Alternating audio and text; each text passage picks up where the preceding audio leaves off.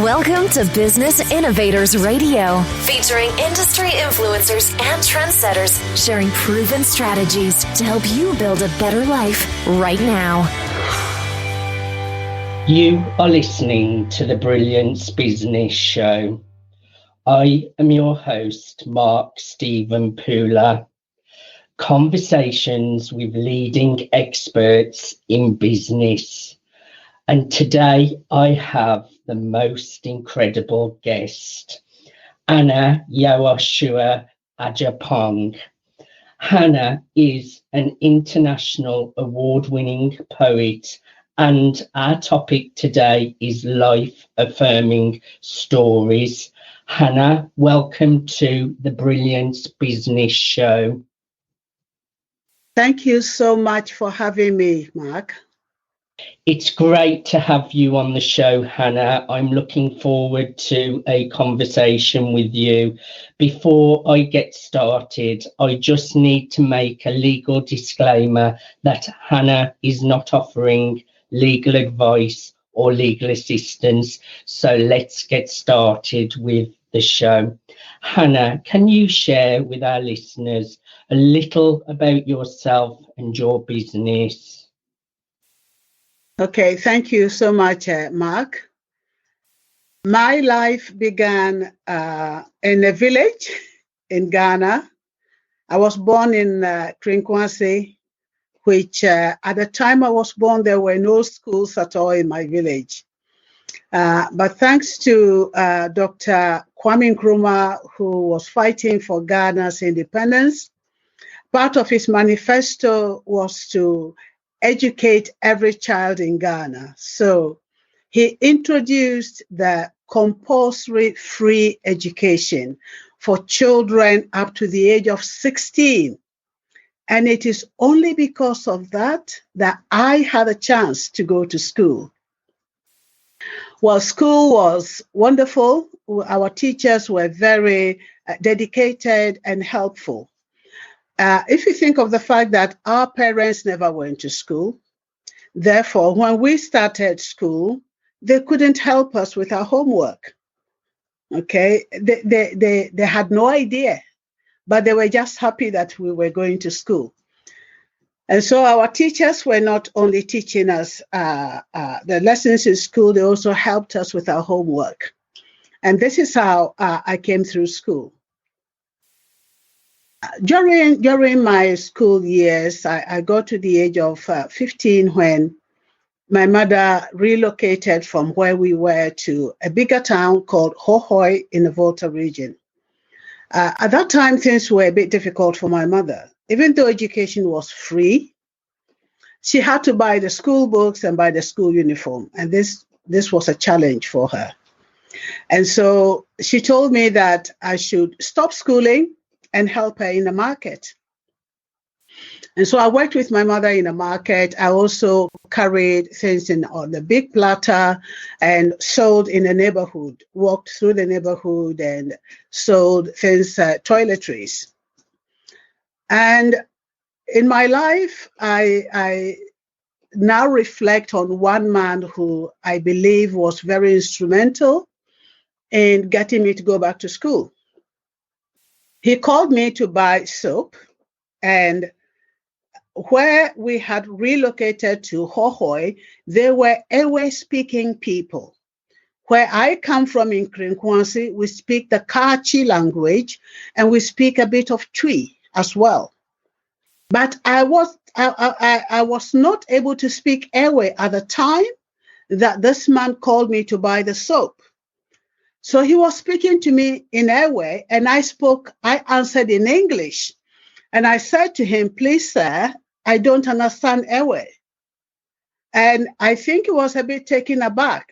He said, "I want to buy soap. Why are you not in school? Have you completed your elementary school already?" And I said, "No, sir." And then he said, "Why are you not in school?" And I said, "Sir, I would have been in my final year, but my mother can't afford to buy my school uniform or my books." And then he said, "Who is your mother?" And I told him. "And where is your mother in the market?" And I told him, because my mother was selling yams in the market. So I thought the man wanted to go and see my mother and buy yams. So he bought his soap and I just carried on. I carried on selling. Later, it turned out that this man went to see my mother and convinced her to send me back to school. So every time I give a talk anywhere, I mention him, even though I don't know his name, because I never asked his name. In my culture, you don't ask an adult what is your name. And so up till this day, I don't know this man's name, but he was very instrumental in getting me to go back to school. Okay, going back to school after a year's absence, I was fortunate enough to be accepted into the Roman Catholic girls' school at Bui in Hohoi. And our headmistress, Mrs. Theresa Senu, was passionate about poetry. And so she got us to learn lots of poems like, what have we done today? We shall do so much in the years to come. But what have we done today? By Waterman Nixon. And then Lord Tennyson's poem, The Old Order Changeth, Yielding Place to New. And someone like Robert Southey, his poem, Bishop Harto. And it was Robert Southey's poem that really captured my young imagination. And so I was able to learn the whole poem and recite it in front of the whole school. Little did I know that I was in the process of learning to speak publicly and also in the process of becoming a poet. So that is, I can't call it a nutshell, but that is how my life started. Hannah, that is such an inspiring story. I know all the great work you are doing for children, and I just found it touching to hear that someone who really inspired you, and you don't even know that person's name, but that is such a beautiful story. Can you share, Hannah, with our listeners, who are your customers? Who are your clients? Who do you serve? Okay, thank you. In public speaking, I have spoken on many platforms. I've spoken about Black history in colleges. I've spoken in charity events. I've spoken in events organized by the council. In 2007, the Telford and Wrekin Council actually invited me to co-write a play about the abolition of the slave trade. So I did that. But what I do most is work in schools. I've worked in over 40 schools in Shropshire, telling the children stories that I have created myself. And in the workshop, I also help the children to create their own stories. The reason I have branded my stories as life-affirming stories is because when I tell the children the stories, I have questions at the back of each of the books I write to help the children actually see themselves in the story, to see which character really resonates with a child.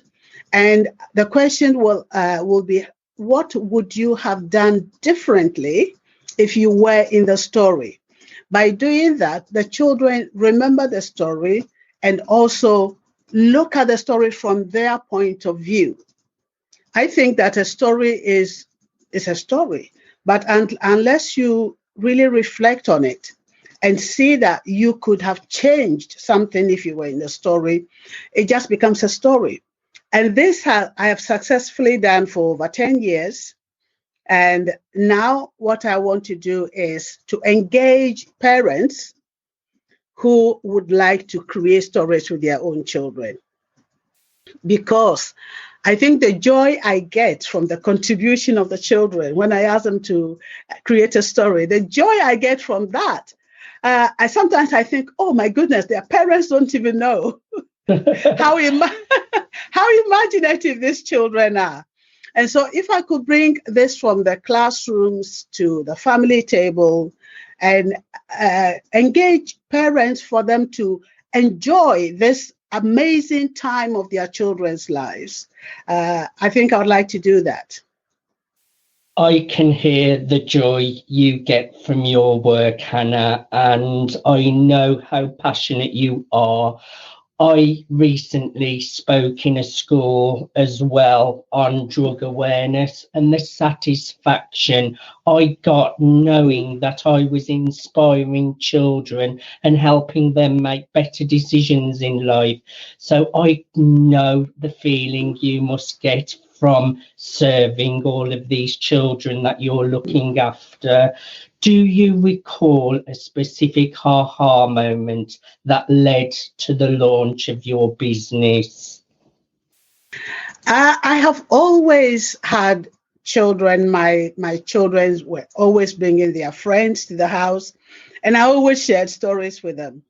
But when I spoke at a Black History Month event, I was the keynote speaker here in Telford, and there was a lady there who approached me after my speech to say, would you like to work in our schools as a storyteller? Wow, I'd never thought about that. So that was like an invitation. And when I started going to the schools, it just spread like wildfire. There were some schools I could not fulfill because I was being asked to speak maybe on the same dates.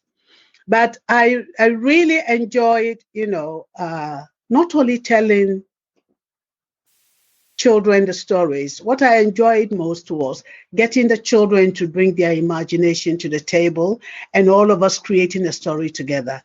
That was an aha moment. Another moment was when I normally work in primary schools. I like to work in primary schools because I believe that's where we lay the foundations. But occasionally I get invited to secondary schools. And I was sharing my story, Panda Song, in one secondary school. And after that, this girl came to me in tears and said, thank you so much for Panda Song. I've never accepted myself. Now I want to accept myself as the person I am. And that really inspired me more, not to limit myself to maybe just primary schools. And there are teenagers, there are children in higher education who, because maybe they did not have that strong foundation in primary school, they carry this lack of self-worth and lack of confidence. They carry it with them to secondary school. And this young lady, she looked so beautiful, and yet like Panda, she couldn't accept herself.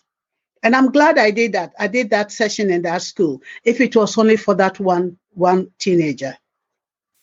That's just beautiful, Anna. I really admire what you're doing. Can you share with us what really motivates you to jump out of bed every single morning? Thank you, Mark.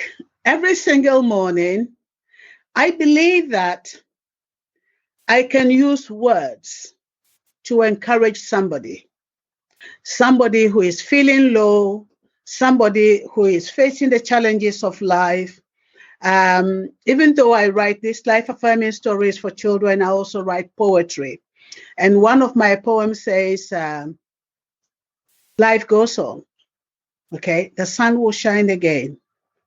When you're going through the dark periods of life, remember, the sun will shine again. When we are overcast and we don't see the sun, it does not mean that the sun is not shining. It's shining beyond the clouds. And so my motivation, what wakes me up every morning, is that maybe through the use of inspiring words, somebody somewhere will be encouraged to just have the strength to face another day. My previous work was nursing. I was a nurse and I was a midwife. And so therefore, I've come in contact with many different issues. with people. And I think one of the things that sometimes we don't pay much attention to is how we speak to people. Is the words we speak. I agree with you totally. Words are so, so powerful. And what a beautiful poem as well, Hannah. Hannah, what sets your business apart and what unique need are you filling for your clients, customers and children? What sets me apart is my ability to connect with people. I connect with people on quite a deeper level, and I like to listen. I think listening is so important. Yes. And so in my life affirming stories, I have 3 things that I approach with the children: effective listening, problem solving, and confident speaking. Because if we don't listen effectively, we will miss the problems. And if we miss the problems, we cannot speak into people's lives. We cannot engage with them at the point where they need it most. So I believe listening is very important. Listening is a very, very important skill. And unfortunately, Hannah, some people just like to talk and not listen. And the way I have been brought up, I'm a really good listener. I do agree with you totally. I feel listening is such a big skill. And sometimes just listening to someone could really change their life. They may be just needing someone to just listen and just be there for them. Now, Hannah, can you share more detail on the kind of services and products that you offer? Okay. The services I offer is helping parents and children to connect with each other and create a story. I also offer some of my poems on posters. One of my poems that is in great demand is The Woman in the Mirror. The Woman in the Mirror is in great demand. Some of my award-winning poems are Dreaming Joseph, Life Goes On.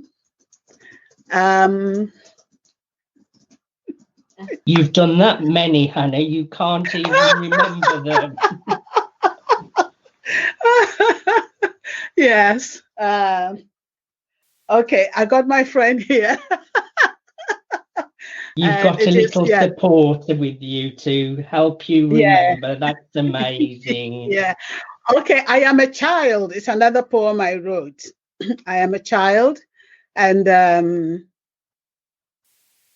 10 years from now, I like people to think ahead, because sometimes life gets in the way and all you can see is today. So I like to encourage people to think about 10 years from now. 10 years from now, what would I be doing? Okay, how am I going to use the skills I've acquired today in 10 years from now? And so I offer that. And now my life affirming stories also, I got 6 books, 6 children's books. I've got Zelia the Young Gazelle. Zelia, that a young gazelle that asks so many questions like some of our children do. I've got The Guinea Fowl Doesn't Care. And in The Guinea Fowl Doesn't Care, I ask questions like, how would you help a person who doesn't know how to help themselves? And then I have Let's Write a Book. I have Annie's Cat. I have Sporty Blue Ted. Sporty Blue Ted also has been in great demand because it's about soft toys who came alive in a thunderstorm. And then I have Panda Song. Panda Song is the book that resonates with both primary school children and secondary school children. In Panda Song, I write about a beautiful bear that the panda is, but Panda doesn't know she's beautiful.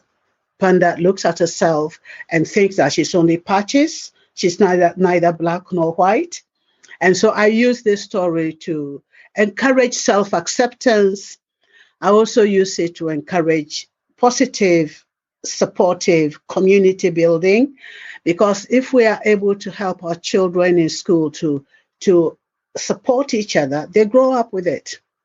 And there is nothing more beautiful than a community that is supportive, a community that nobody feels isolated in, and a community that they can just tell by looking at you that you are not having a good day. What a wonderful community. And so this is what I want to help the children to learn to build at an early age so they grow up with it. And these are great skills, what children really, really do need, because I remember as a child, it can be lonely, you can get insecure, and it's such greatness that you're helping so many children. I would imagine you have all sorts of client success stories. Can you just share one success story with us, Hannah?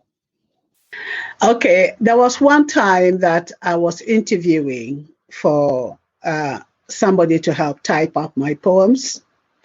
And this young lady came for the interview. And the moment she entered, she said, "Oh, you were the lady who came and told us the story about the singing tortoise." And it wasn't an interview. We just reminisced about, the story that I told this story in the primary school. And she had come out of school and needed a job. And immediately she saw me, she remembered. I think that was successful. And she said she always remembered that story. And she tells the story to her siblings. And that story is also about the power of listening. And the power of a story and the power of voice. And that story now is going on through to other people from you just sharing it once. That is a real nice success story, Hannah. How do clients typically hear about you? And are there certain life moments that usually lead to them seeking you out? Yes, with my schoolwork, it has mostly been word of mouth. I think head teachers spoke to head teachers, children spoke to parents, parents spoke to other parents. Right now, I want to form an online community. I am telling the story of Joseph, which is behind my poem, Dreaming Joseph. I've been telling that story on my Facebook Live for the past 2 weeks. And through that, I want to form an online community. Anybody who would like to join that online community, where we can share our stories, where it is safe for people to share their stories and then create our own stories.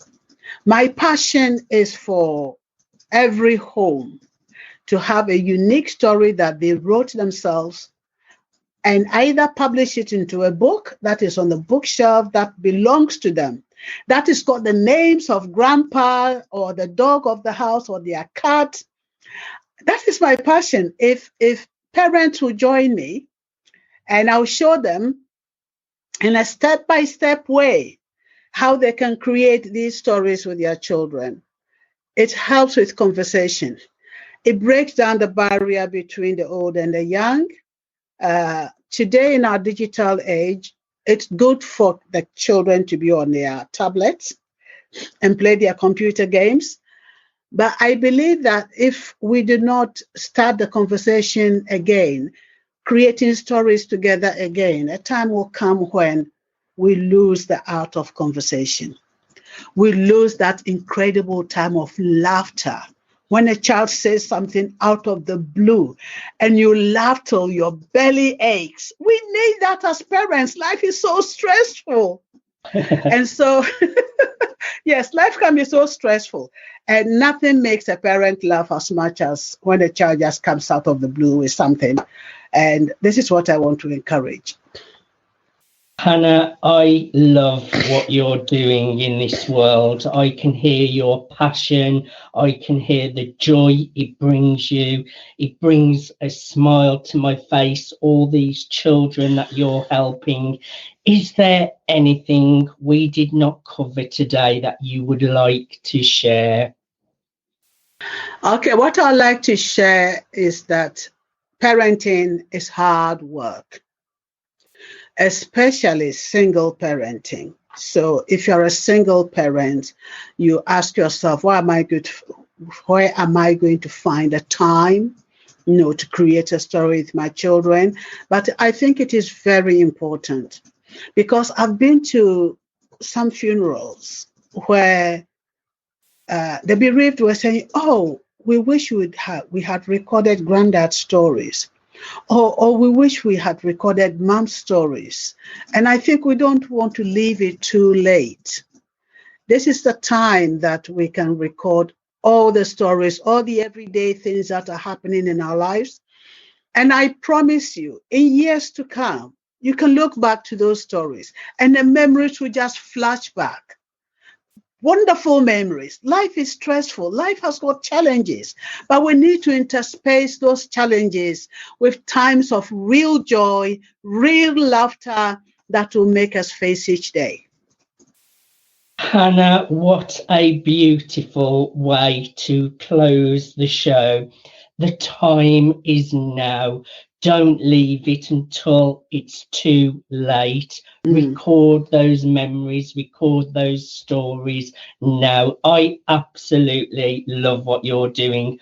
Can you share with our listeners, how can people follow you? How can people connect with you? Thank you so much, Mark. You can follow me on Facebook. My name is Hannah Yaawusuah Adjepong.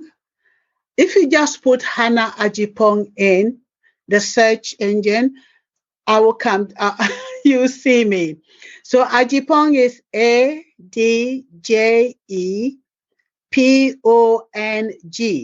Hannah Adjepong.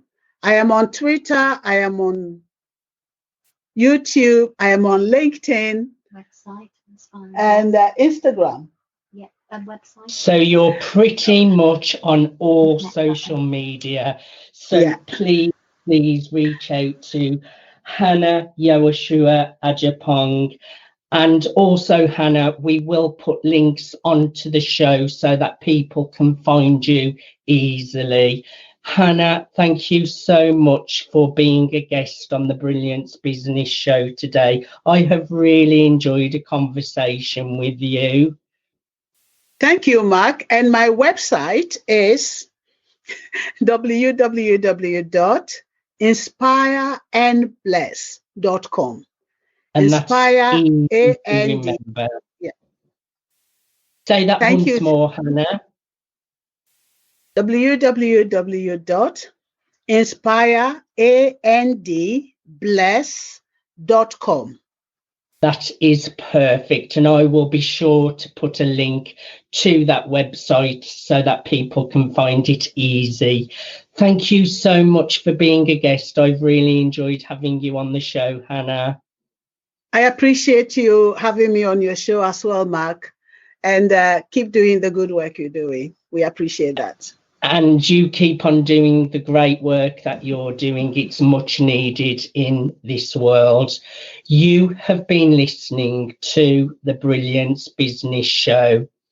I am your host, Mark Stephen Pooler. Conversations with leading experts in business. Thanks for listening to Business Innovators Radio. To hear all episodes featuring leading industry influencers and trendsetters, visit us online at businessinnovatorsradio.com today.